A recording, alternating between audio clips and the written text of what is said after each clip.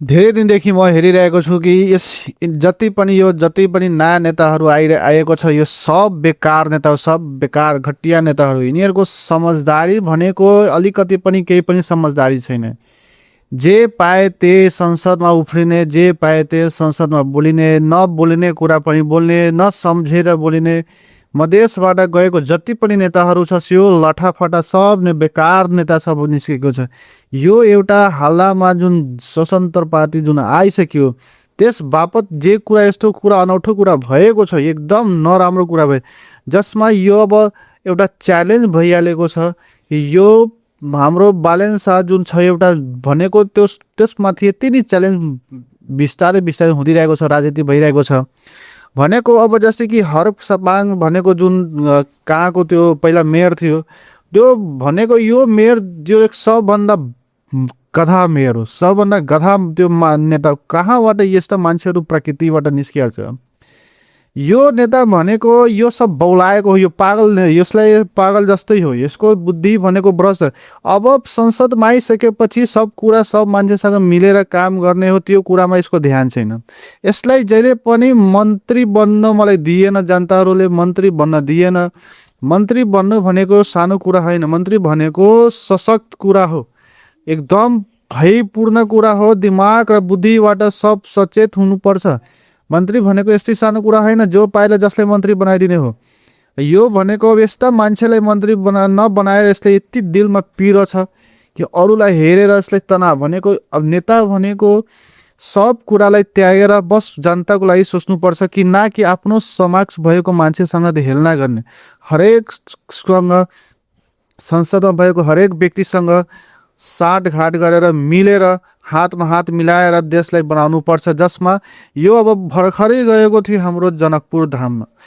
अब यसकै पार्टीका मान्छेले के उठाएको थियो कि गाईको मासु खानुपर्छ, गाईलाई राष्ट्रिय हटाउनुपर्छ, यस्ता कुरा भन्ने। यहीबाट तिम्रो त हाम्रो जुन सुनसरीको स्टार्ट मुद्दा भएको छ, मेन यही जरबाट, यहीँबाट संसदबाट यो जर उठेको।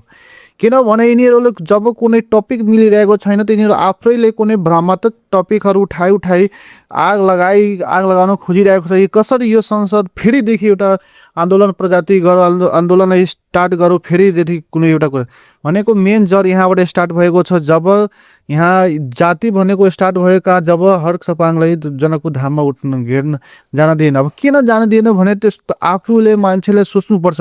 किनभने यति मान्छेहरूले जब जान्छ कुनै पनि धर्मस्थलमा जान्छ, सबलाई जान दिन्छ, तर यसको सोच विचार हो, यसको सोचको कारण, यसको विचारको कारण त्यो आफै अपवित्र भएको छ। अपवित्र मान्छे पवित्र ठाउँमा जान सक्दैन, त्यसैले यसलाई त्यहाँबाट निस्काएको हो। पहिला मान्छेले आफूमा सुधार गर्नुपर्छ।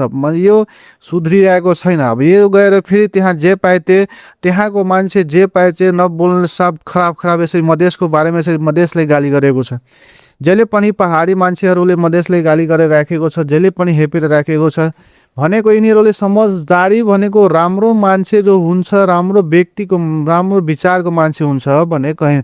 अब ठिक छ तिमी पहाडको छौ, ठिक छ, नेपाल यत्रो सानो देश हो, तिमीले पुरै संसारलाई हेप्न सक्दैन नि। हरेक ठाउँको मान्छे अलग अलग जात वेशभूषाको छ, सबै मान्छेसँग सबैले के यो तिमी हेल्न सक्छौ, हेप्न सक्छौ सबैजनालाई। मात्र मान कि ठिक छ तिम्रो पीडा तराईसँग छ, मधेससँग पीडा छ, तर बाँकीको इन्डिया पनि त मधेसीहरू छ, इन्डिया पनि छ, अरू ठाउँमा छ, सबैले हेपेर बस्न सक्छौ त भाइहरूले, हुँदैन नि त्यसरी। त भनेको सानो पहाडमा बसेको बस्तीहरू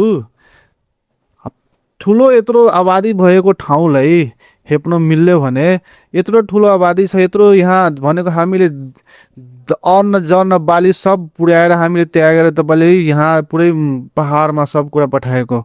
तर तपाईँहरूले पनि अहिले पनि हेपेर सोच्यो भने अहिले यो देश चल्दैन। देश भनेको सबलाई मिलाएर हिँड्यो भने देश चल्छ। यो उसलाई हेपिदिने, त्यसलाई हेपिदिने, यो गरिदिने, त्यो गरिदिने, अरे यो गर्दा समय बितिहाल्छ, मरिहाल्छ, सब खत्तम भइहाल्छ, संसारमा निस्किहाल्छ, केही हुनवाला छैन यो सबै। केही जब नयाँ गर्नु छ भने सब एकै भएर हुने हो।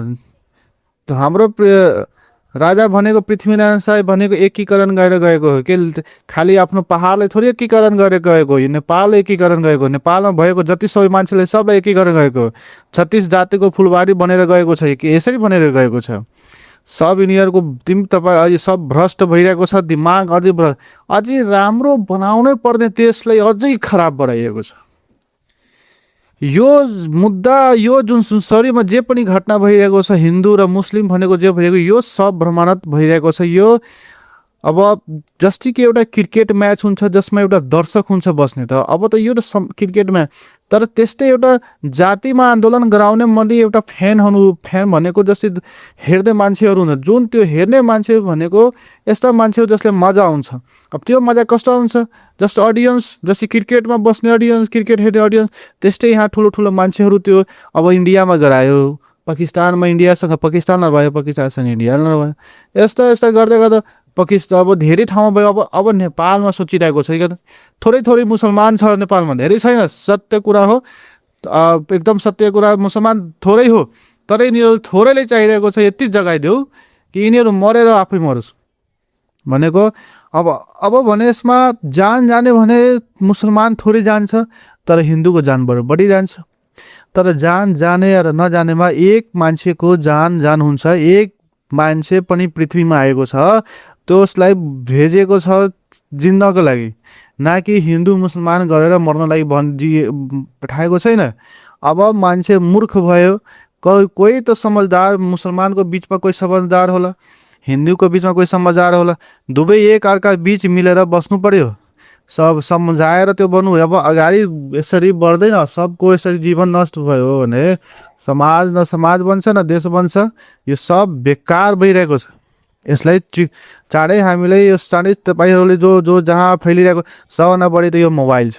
मोबाइलमा अब यहाँबाट यो आयो, त्यो बोलियो, त्यो बोलियो, यो बोलियो, सबभन्दा त यो सोसल मिडिया सब यो बेकार, यो सब यो अब यसले हेऱ्यो, त्यो बोलियो बेकार, यो बोल्यो, विदेशमा बसेर कोही गाली गरिदियो, कोही कहाँबाट गाली गरिदियो।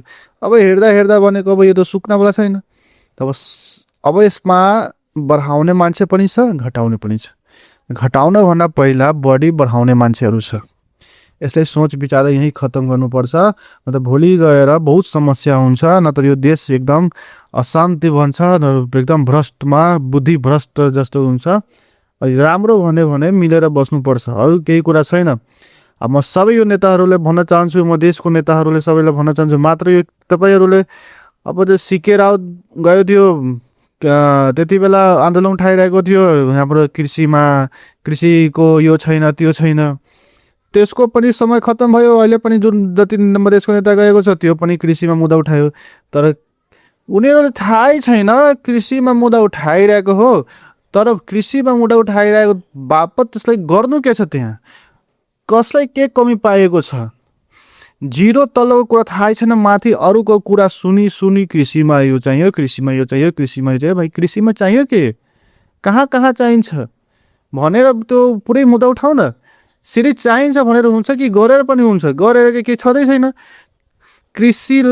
किसानलाई के चाहिन्छ कि किसानलाई कहाँ कसरी अनुदान मिल्ने, किसानलाई के गर्ने, किसान त आफ्नो पसलमा गएर किनिरहेको छ, किसान कहाँ तिमीबाट सरकारबाट केही किनिरहेको छ। सरकारले कहीँ किसानले के दिएको, अब कसले दिएको हो, जसको पहुँच छ। अब 10,000बाट 5 जनाको किसानमा हातमा आइहाल्यो भने हुन्छ, बाँकी के गर्छ।